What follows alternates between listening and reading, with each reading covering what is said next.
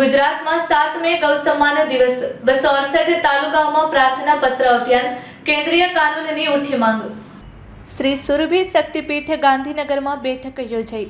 સમસ્ત વિશ્વનું કલ્યાણ કરનારી ભગવતી ગૌમાતાની સેવા સુરક્ષા અને સન્માન માટે નંદી બાબાની અધ્યક્ષતા અને ગૌમાતાના પ્રધાન સંરક્ષણમાં પૂજ્ય સંતોના સાનિધ્યમાં ચાલતા ગૌ સન્માન આહવાન અભિયાનના પ્રથમ તબક્કામાં સમગ્ર ભારત વર્ષમાં ગત 27 એપ્રિલ 2026ના રોજ ગૌ સન્માન દિવસ તરીકે મનાવવામાં આવ્યો। ગુજરાતમાં મતદાન હોવાને કારણે પૂજ્ય સંતોએ સ્થાનિક ચૂંટણીને ધ્યાનમાં રાખીને સમગ્ર ગુજરાતમાં 7 મે 2026ના રોજ ગૌ સન્માન દિવસ તરીકે મનાવીને ગુજરાતના 34 જિલ્લાની તમામ 268 તાલુકામાં ભગવતી ગૌમાતાની સેવા સુરક્ષા અને સન્માન માટે ભારતના ગૌસેવક યશસ્વી પ્રધાનમંત્રીને ભગવત સંકીર્તન કરી તમામ તાલુકા અધિકારીને પ્રધાનમંત્રીના નામ પ્રાર્થના પત્ર આપવામાં આવશે। અભિયાન સાથે જોડાયેલા સંતોએ જાણકારી આપી કે આ રાષ્ટ્રવ્યાપી જનજાગરણ અભિયાનમાં ભારતની તમામ મુખ્ય ગૌસેવા સંસ્થાઓ, ગૌશાળાઓના પ્રતિનિધિઓ તેમજ સામાજિક અને ધાર્મિક સંગઠનો અને સમાજસેવી સક્રિય રૂપમાં ભાગ લઈ રહ્યા છે। ભારતની 5000થી વધુ તહેસીલોના તમામ ગામ શહેરમાં સંવૈધાનિક પ્રક્રિયાના માધ્યમથી જનજાગરણ કાર્યક્રમોનું આગઠન કરવામાં આવ્યું હતું। સંમેલનમાં સ્પષ્ટ કરવામાં આવ્યું કે ગૌમાતા ભારત ભાગ્ય વિધાતા અભિયાન સંપૂર્ણ રૂપથી અરાજકીય, અહિંસક અને નિષ્કામ સ્વરૂપમાં ચલાવવામાં આવશે। આ કોઈ સંસ્થા, સંગઠન કે રાજકીય દળના બેનર તળે નહીં, પરંતુ ગૌમાતા અને નંદી મહારાજના સાનિધ્યમાં ચલાવવામાં આવશે। અભિયાનનો ઉદ્દેશ્ય ગૌમાતાને રાષ્ટ્રમાતાનો સન્માન અપાવવો, ગૌહત્યા પર પૂર્ણ પ્રતિબંધ સુનિશ્ચિત કરવો અને ગૌ આધારિત સંસ્કૃતિના સંરક્ષણ માટે ઠોસ સરકારી નીતિઓનું નિર્માણ કરાવવું છે।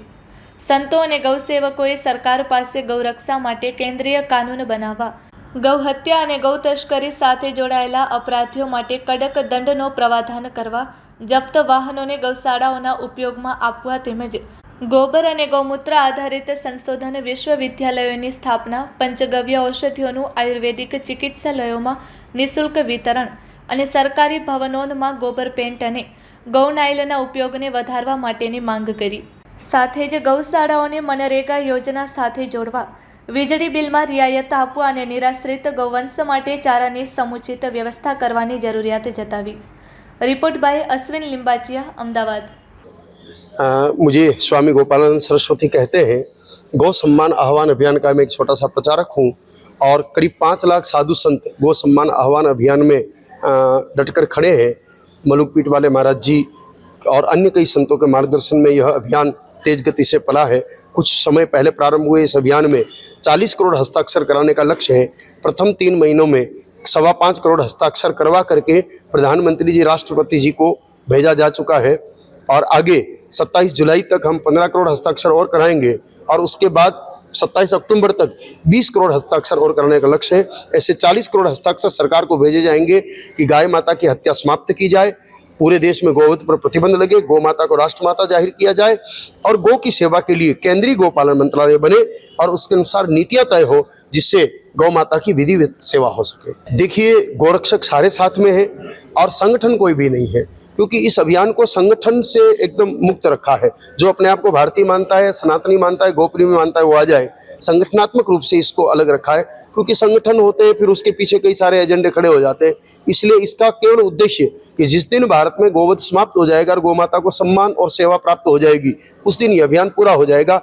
जब तक ये नहीं होगा तब तक चलता रहेगा। इसका कोई टाइम फिक्स नहीं किया है। एक तरह से हमने अक्टूबर तक का समय दिया है। अक्टूबर को प्रार्थना रूप में हम तीसरी बार प्रार्थना पत्र देंगे। फिर नहीं हुआ तो फिर 2 फरवरी से दिल्ली में जाकर 27 फरवरी से दिल्ली में जाकर के बैठेंगे और फिर भी नहीं हुआ तो 15 अगस्त 2027 के बाद गंगाजल पर रह करके और क्रमिक सत्याग्रह प्रारंभ करेंगे।